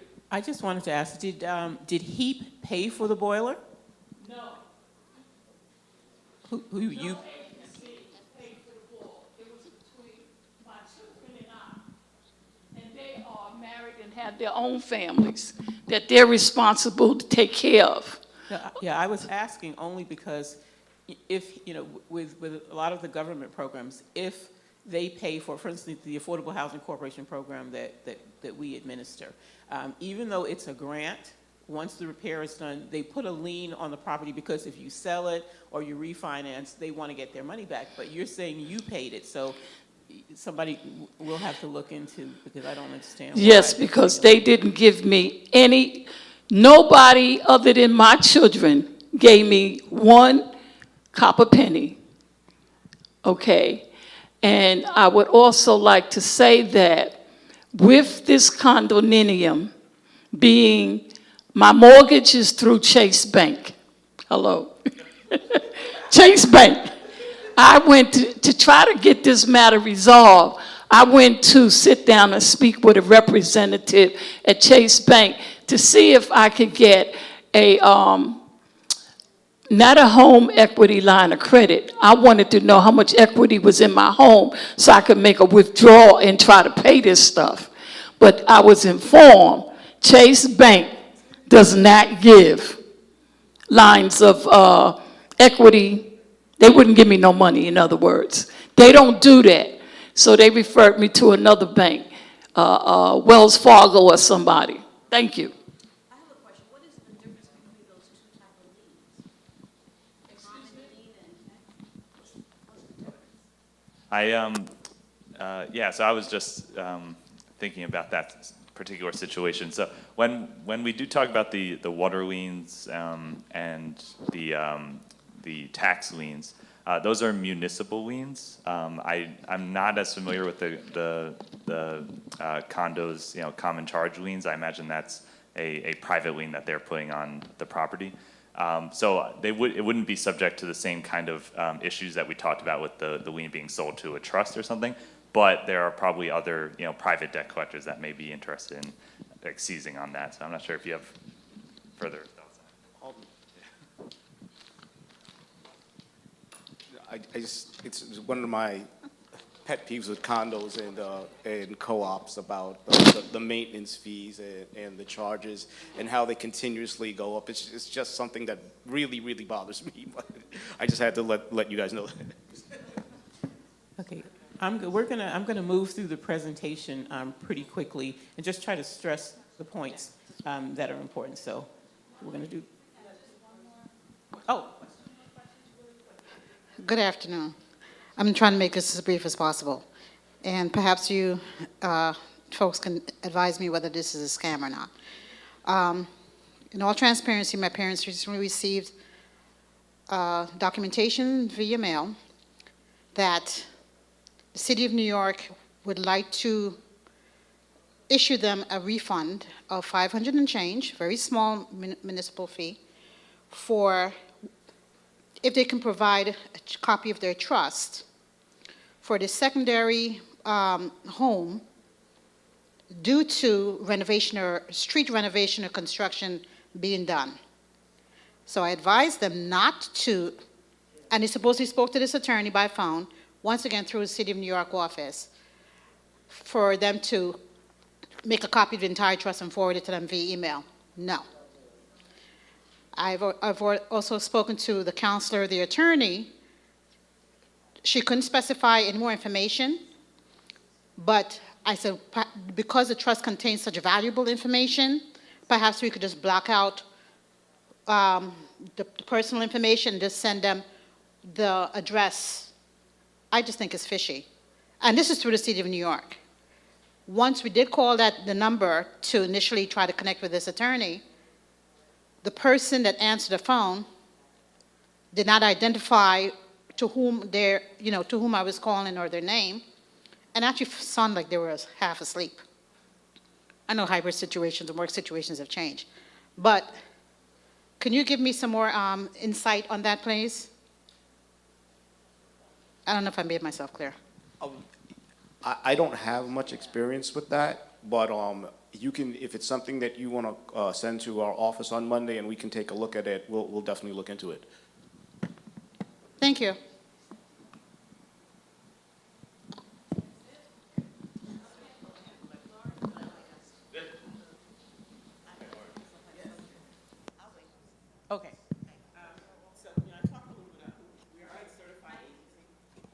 I'll hold this up, okay.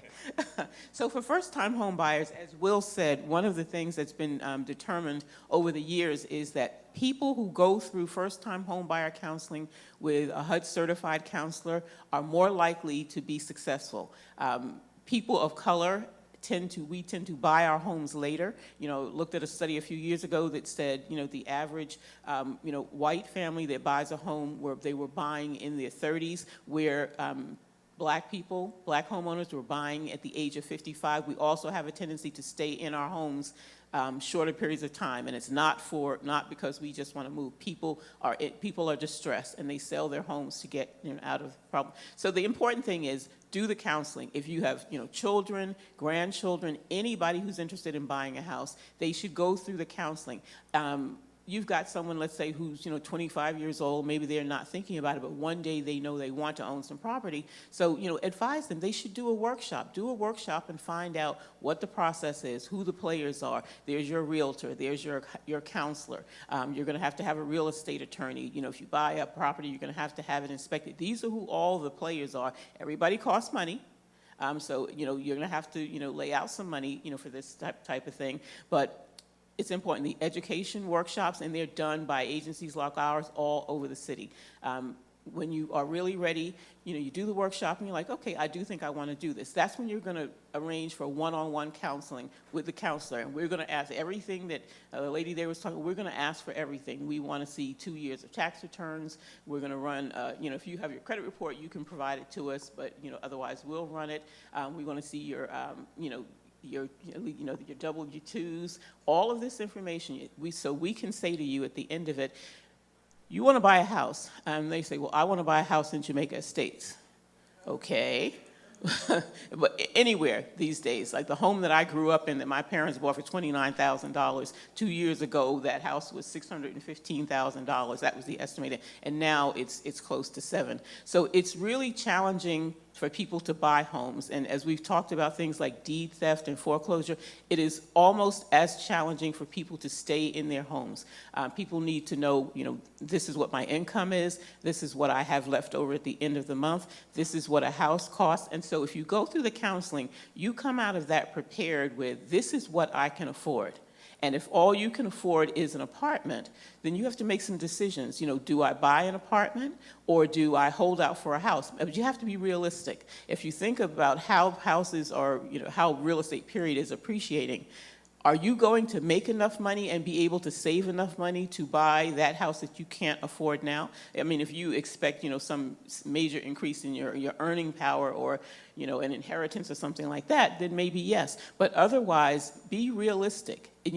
I personally think if you have the option of owning a property, you should. So young people in particular should think about that. Before you go out and buy, an $80,000 Mercedes to show off, friends, put that money in the bank. Because in 10 years, when you're maybe ready to get married and have a family, you'd be surprised at how that money will appreciate. And you don't have to go in, you probably don't want to just put it in a savings account either. Do some investing, invest in, a mutual fund, something that's going to pay you more, and just leave it there, and you'd be surprised at how fast it's going to grow. But people need to think about, well, do I continue to pay rent? And people come into our office all the time and say, well, I'm paying $2,800 a month in rent. I'm paying $3,200. I can afford a mortgage. Well, what comes with a mortgage? Maybe your mortgage will be $2,800, but now you've got a gas bill, you've got a water bill, you've got, and some people are paying utilities, in their apartments as well. Your water heater, goes. I went down in my basement, and I'm like, why is it wet down here? My water, my water heater lasted 10 years, which they said was good. But like I said, you have no choice. I had to go get another one. I come home and there's drip, drip, and a pipe in the ceiling, is leaking. There's almost nothing that you can have done in your house that is not going to cost hundreds of dollars. That's why I learned to do, certain things myself. You go on YouTube and you figure out how to do, I changed the lock on my garage door. Cost me less than $20, and I wasn't calling the guy who charged me $175 to put the cheapest lock that Home Depot has on. So, these are things you need to think about. But if you buy an apartment now, you can conceivably live in that apartment as long as you want, as long as you're paying your bills. You can paint the walls black. You can paint the walls neon green. You can't do that, you know, in an apartment. But the most important thing is that apartment that you buy today, if you're not ready to move out for 10 years, if property continues to appreciate, you're going to have more money to put towards that house from your savings and the appreciation in that apartment than you would if you just, you know, tried to save. So it's important for young people to know this, and we want to try and do some workshops, you know, just to make them think about, because people don't think about what they don't know. You also have many young people who are probably younger than you will, you know, who are still still living at home because they can't afford apartments, they can't afford to buy. So they need to think about, you know, what to do. Maybe brothers and sisters and cousins buy a property together, and, you know, buy your cousin out, you know, and they move on with their share of the money. So I'm just gonna, we only have a few minutes. Some of the things that I, you know, talked about, you know, is a house really for me? You know, I, you know, bought a house, and the day I closed, there was a snowstorm, and I had to put a shovel in my car because I was responsible for shoveling that snow. Those are things that you need to think about. Again, everything's going to cost. It's going to cost something. You know, you can come to agencies like us. We can make referrals, you know, to real estate attorneys, to realtors, you know, who are used to dealing with people of modest means. And these are the steps for us. You know, you do one of the home buyer workshops that we do every month. Then there's a class online with eHome America that you can take. You go meet with your counselor, you give us all that information, we tell you what you can afford. If you are mortgage ready, we can then make a referral to one of the lenders that we work with. And what people also don't know is that there are a number of programs out there that you are not going to generally know about unless you've maybe seen an ad. You know, there's a program that's, the city provides up to $100,000. They're all different kinds of conditions, but it's called Home First. And a lot of people call us about Home First. If you buy, it has to cost a certain amount. You know, you have to be in a certain income band. It's got to be in the 5 boroughs, but you can actually get up to $100,000. The way it works, though, is you have to be able to close on that property without that money. It's really like a rebate. So, you know, you may say to your brother, you know, lend me $25,000 so I can close on this apartment, close on this house, and when you close and you've been approved for the Home First, then you get the money back. So, you know, there are things like that. There's a state of New York, Sony Mae, a mortgage agency. There are programs out there that provide what we call purchase rehab money. So you may look at a house and say, I can only afford, you know, $575,000, but what condition is that $575,000 house in? Instead of you buying the house and saying, oh, somehow I'm going to find the money to fix it, look into a purchase rehab mortgage where you get the money to buy and fix that house up, and it's spread out over the 30 years, which is much. Not only is it more affordable, but it's going to be tax deductible. Because if you're at your max and you buy a house that you can't afford to fix, no one's going to lend you the money to fix that house. So this is just kind of going over, you know, what we do with the real estate. And like I said, there are a number of resources. Agencies like ours know where those resources are, you know, and we'll say to you, you may qualify for Bank of America. You know, Bank of America has, some of the banks have down payment and closing cost fund grants that they give as well. And you can layer these things. You can get Home First grant. You can get a grant. You can get a grant from the State of New York Mortgage Agency, and you can get a grant from the bank. So all of that contributes to what you don't have to come out of pocket with. But again, the average person is not going to know about that. You need to come to agencies like ours. Thank you. Thank you so much. Thank you all for coming and participating in this panel discussion. I would have to say that it's important, and you guys provide important services for the community, and we want to thank you for your service. Thank you so much.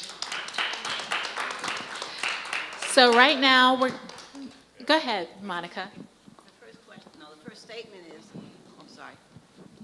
The first statement I have is, are you receiving mail that's not yours? At your home? Yes. Are you receiving it? A number of people are. If you're receiving mail at home, I was talking to Deborah Smith, you're receiving mail at home, you put it in the trash. It's not yours. Don't. Take the mail, and do not live here, does not live here, take it back to the post office. Take it back to the post office. It cancels that person. Once you do that, people do that again. You get other mail. That makes that person getting mail, I believe, part of the house. Say it again. That's correct. So do not put the mail in the garbage, take it to the post office. All right? Because you do get mail, it's not yours.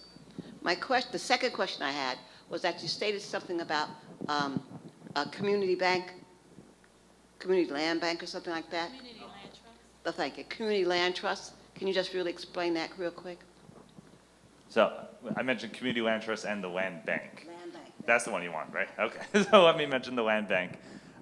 So last year, at the tail end of 2025, there was a bunch of bills that were passed in City Council. So some of them may have flown under the radar. But one of the bills that we passed, which we had been advocating for a long time, is a bill that establishes a New York City land bank, which is something that the city has not had. But since the foreclosure crisis of 2008 and the recession, many other counties and municipalities have created. And essentially, what a land bank is it's an independent organization that the municipality or the state or the county sets up. And what it does is it acquires properties or liens from the city as a way of taking properties that may have fallen into disuse or disrepair, and often finding ways to put it back into productive use. So in many cases, you may have heard of zombie homes, or you may know of zombie homes in your neighborhood. These are often properties that have fallen into disrepair, that nobody's taking care of. They're vacant and probably very behind on their mortgage payments and or their taxes. So land banks may acquire the lien and potentially even acquire the property itself, kind of clean title, and then find a way to dispose of that property to a responsible owner, either an individual through a home ownership program, or in some cases, organizations like a community land trust. A community land trust is an organization that's made up of community members that seek to steward property for the benefit of the community. And land banks and community land trusts often work together to take properties that may have fallen fallow and aren't being used and put them back into use for the benefit of the community. So the land bank is a really exciting opportunity for us to do kind of tax collection and property management right, as opposed to what the lien sale has done for far too long, which is put property owners and homeowners and tenants as well in jeopardy without providing good opportunities for them to to correct any challenges. So we're hoping that the land bank will be shaped in the next year or so. And the city actually has to apply for the charter from the state, so it's a little bit of a process. But once it's approved, they'll be able to set up the land bank and it will be able to start operating. I just wanted to add two more quick things. With respect to the deed, often your families are challenged when someone is deceased and they never bothered to modify the deed. Because something happens, they say when you go into foreclosure, let's say, all the parties on that deed, now you have to say that this person is deceased, et cetera. The other thing is the city of New York recently changed or passed a law that says that you can do deed transfer upon death. So now whoever you want your property to go to, they no longer have to go through probate, which is going to cost money. And you can do whatever, you can send it, 10 people, one person, it's entirely up to you, but it really streamlines things for people. And when folks are in, and this is more, I guess, sort of estate planning, when you think about your mortgage, the bank, especially when foreclosure may be an issue, the owners, the people who are the deeded owners need to let the bank know, who is authorized, to talk to them, because what happens is family members pass and, the children are still paying the mortgage and maybe something happens and the bank refuses to talk to them. Now you've got to go through this whole process, of establishing yourself as a successor in interest so that they know that you are authorized, which is a protection really when you think about it for the family, but it makes it difficult. This is great information, and what we're so thankful for is the fact that our panelists will be in the back area, and all of your additional questions, they can take them out there. Especially, some of you may want to have some private moments with some of our panelists. So let's break for lunch. But before we break for lunch, we want to remind you that inside of your folders, we do have some QR codes. One is for a survey for the event, and we would love to get your feedback. The other one is for donations for this particular committee within NCNW. Because of your donations, we can provide these types of programs at no cost. And as you can see, the information is invaluable and it's definitely needed within the community. And also what we would like you to do is pay it forward. Once you learn something here, share it with other people, because that's how we keep people in the know. All right, so we thank you again so much, and we're gonna break for lunch, and we have an amazing program for the afternoon. So grab a bite and come back on in, and we will see you on the other side. Thank you.